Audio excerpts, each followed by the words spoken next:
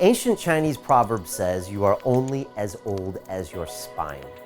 And when I was in Israel filming for the Ido Portal documentary, Ido taught me the spinal wave. And this is something that all of his students use in different variations, and I'm going to show it to you now. You can do this for 3 and 5 minutes continually. I'd like you to do this whole practice for 10 minutes today in different forms. And this is the way Ido explained it to me. It's very easy to do this if you can go to a wall. So any type of vertical structure, I'm going to use this amazing poster telling you about the journey. And so you want to stand probably 6 inches away, and you can of course adjust this as you want. And what you want to first do is go and touch only with your nose. So just your nose touches. And the idea is that only one part of your body is touching at any single moment. So I'm going to start with my nose, then I'm going to touch with my chin, then I'm going to touch with my chest, then I'm going to touch with my ribs, then with my abdomen, then with my pelvis. As my pelvis is touching, my nose is now the furthest away from that wall. And as that goes off, I curve my spine and go right back to the nose. Then the nose touches, then the chin, then my top of my chest, then the rib cage, then the abdomen, and then my pelvis. And as you can see, there's a wave forming in my spine.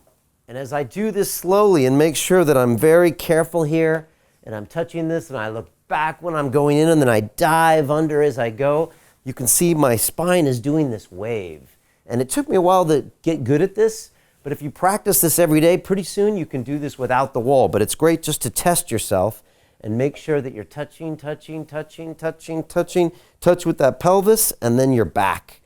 And this really lubricates the spine. And that's why you need to do it for many, many minutes, 3 minutes, 5 minutes, 10 minutes, because you're lubricating the spine and probably moving it in a way that it hasn't been moved for a long time.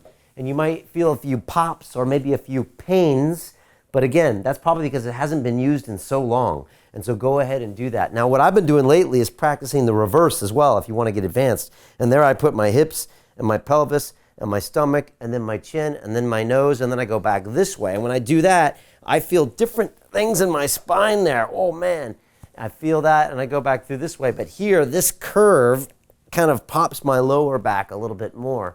And this is the spinal wave. So you can go the forward way or the back way, and there's so many different variations. You can do it when you're bent your knees down like this, and try to do it where you're really low with your knees at the same point. You can try to do it when you're standing up tall. You can do it as you move from one side to the other. You can do it as you move around the room, as you go sideways, as you walk forward, as you walk back.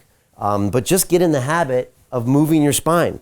And you can do this in the gym, and you can do this anywhere, because you should always be the weirdo. And that's what Ido says. And if you continue lizard walks and spinal waves and all this great stuff, you will be the weirdo. And that's the whole point here. We want to start moving our bodies in a way that most people don't, because most people just aren't doing it right. So there's the spinal wave. Again, practice that 10 minutes today and incorporate it into your daily routine. It's an amazing way to get the body moving.